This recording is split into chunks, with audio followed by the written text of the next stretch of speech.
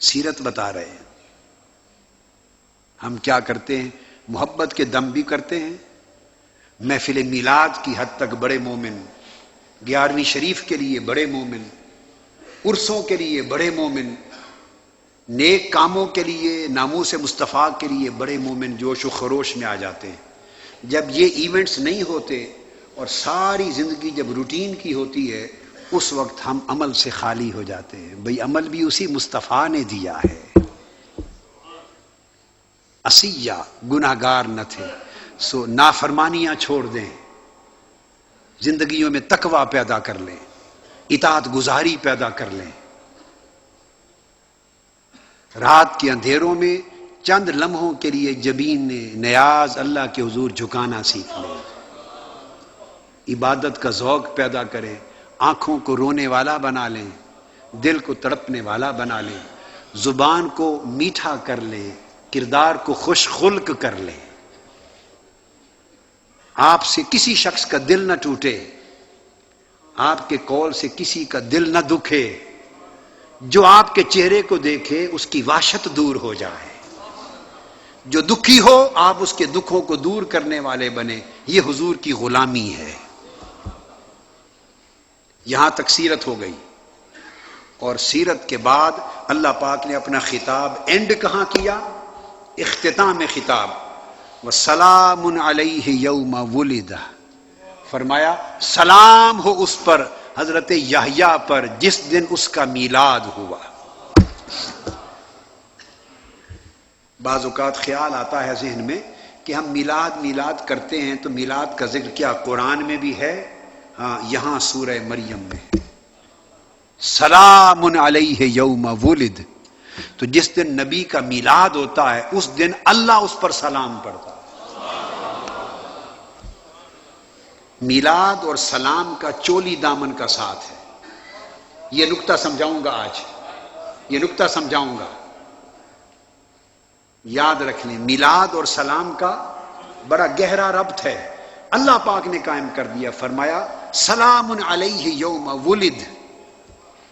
سلام ہو یحییٰ پر جس دن اس کی ولادت ہوئی. ولادت کو میلاد کہتے ہیں. میلاد ہوا. پیغمبر کی زندگی میں 3 دن، پیغمبر کی زندگی میں 3 دن بڑے عجیب ہوتے ہیں. ہائے ہائے ہائے. ایک اس کے میلاد کا دن، ایک اس کے میلاد کا دن جس دن وہ رشد اور ہدایت دینے کے لیے، مخلوق کو ہدایت دینے کے لیے زمین پہ تشریف لاتا ہے. یہ عجب دن ہوتا ہے اور یہ امت کے لیے خیر ہوتی ہے. ایک نبی کے وصال کا دن، یہ ایک خاص نقطہ ہے اور یہ کتابوں میں نہیں ہے، اس کو یاد رکھ لینا. میلاد کا دن یہ نبی کے لیے نہیں ہوتا، یہ امت کے لیے ہوتا ہے. نبی اپنے لیے نہیں پیدا ہوتا، نبی انسانوں کے لیے پیدا ہوتا ہے. بھٹکی ہوئی انسانیت کے لیے پیدا ہوتا ہے. گمراہ مخلوق کو راہ راست پر لگانے کے لیے پیدا ہوتا ہے. ظلمتوں بھری اندھیری رات کو ہدایت کے نور سے روشن کرنے کے لیے پیدا ہوتا ہے. لوگوں کی جبینیں بتوں سے ہٹا کر وحدہ لا شریک کے سامنے جھکانے کے لیے پیدا ہوتا ہے. لوگوں کے دلوں کے کوٹھوں کو نور توحید سے منور کرنے کے لیے پیدا ہوتا ہے. نبی اوروں کے لیے پیدا ہوتا ہے. تو میلاد کا دن نبی کے لیے نہیں ہے، بولیے ہمارے لیے. میلاد کا دن کیا نبی کے لیے نہیں ہے، ہمارے لیے ہے. اور جو دن ہے ہی ہمارے لیے ہم وہی نہ منائیں. کیسی عجیب بات ہوئی. میلاد اس کے لیے تو ہے ہی نہیں، میلاد نبی کے لیے نہیں. وہ تو معلوم نہیں اس کی روح پر کیا بیتتی ہے کہ وہ اس کی قربتیں چھوڑ کر زمین پر آ رہی ہے. یہ ایک الگ مضمون ہے. اب یہ ایک مضمون ہی الگ ہے، ادھر میں نہیں جانا چاہتا. یہ پھر ایسی گلیاں ہیں اگر اس میں پڑ گئے تو راستہ ہی گم ہو جائے گا، پھر پلٹ کے نہیں آئیں گے ادھر، اور راہوں پہ چل پڑیں گے. یہ اسی کا اشارہ ہے. جو قاری صاحب نے وہ سورت پڑھی، الم نشرح لک صدرک ووضعنا عنک وزرک.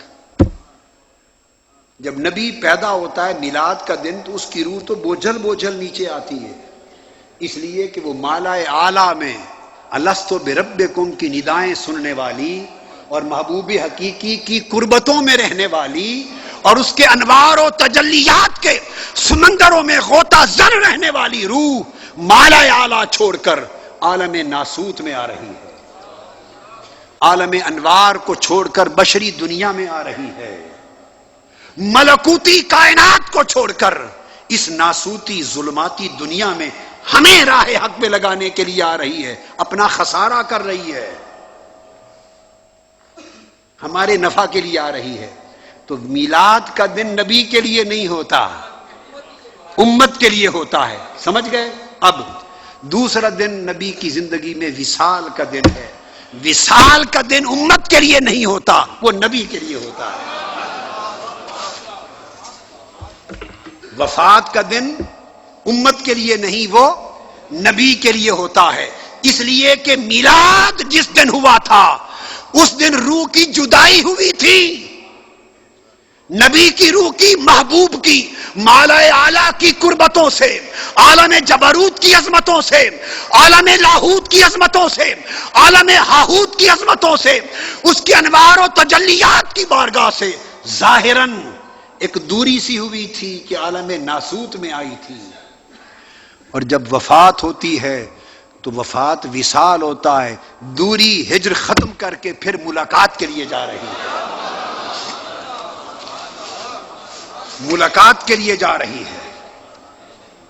اس لیے ہر بچہ جب پیدا ہوتا ہے مومن ہوتا ہے فطرت سلیمہ پر، تو مومن روح جب پیدا ہوتی ہے روتی ہوئی آتی ہے، اور مرد مومن جب دنیا سے رخصت ہوتا ہے تو مسکراتا ہوا رخصت ہوتا ہے. روتا ہوا اس لیے آتا ہے کہ اس کی قربتیں چھوڑ کر ان سنگتوں میں آ رہا ہے، مادی دنیا میں آ رہا ہے، روتا ہوا آتا ہے.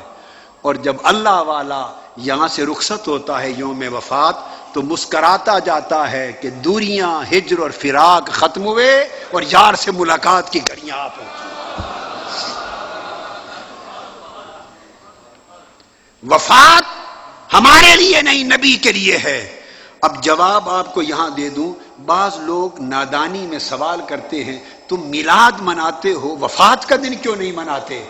ارے میلاد اس لیے مناتے ہیں کہ وہ ہمارے لیے ہے، وفات نہیں مناتے کہ ہمارے لیے نہیں، وہ نبی کے لیے ہے. اور یہاں ایک نکتہ ایک جملے میں بتا دوں، میلاد ہمارا جشن ہے. ہائے ہائے، میلاد ہمارا جشن ہے، وصال اور وفات مصطفیٰ کا جشن ہے. وہ نبی و ولی کا جشن ہے، کیونکہ وہ ملاقات کا لمحہ ہے، وہ ملنے والا ہے. اس لیے وہ ہم نہیں مناتے چونکہ ہم سے تو بچھڑ رہے ہیں ظاہراً، ادھر ملاقات ہو رہی ہے. تو دوسرا دن وفات کا ہے، اس دن نبی کی روح خوش ہوتی ہے. تو اللہ نے فرمایا وَيَوْمَ يَمُوتُ، سلام ہے جس دن میلاد ہوتا ہے نبی کا، اور پھر سلام ہے جس دن وفات اور وصال ہوتا ہے. تو نبی آتا بھی سلام میں ہے اور نبی دنیا سے جاتا بھی سلام میں ہے. اب آپ کو سلام کی اہمیت سمجھ آ گئی؟ بولیے، اب جوڑ سمجھ آ گیا سلام کا. نبی آتا بھی سلام کے جرمٹ میں ہے، ہائے ہائے ہائے، اور نبی جاتا بھی سلام کے جرمٹ میں ہے، سلام کے گجروں سے جاتا ہے. اور پھر وَيَوْمَ يُبْعَثُ حَيًّا، اور تیسرا دن وہ کمال کا ہوگا جب قبریں کھلیں گی اور ہر نبی قیامت کے دن اٹھے گا. بعث الآخرہ کا دن جب ہر نبی شفاعت کے لیے امت کو جمع کر رہا ہوگا تو قبر سے اٹھتا بھی سلام کے جرمٹ میں ہے. تو فرمایا سلام کرتا ہوں جس دن میرے نبی کا میلاد ہوتا ہے، سلام کرتا ہوں جس دن میرے نبی کا وصال ہوتا ہے، اور سلام بڑھا جائے گا جس دن میرا نبی قیامت کا دن پھر قبر سے اٹھے گا. تو نبی کی ساری زندگی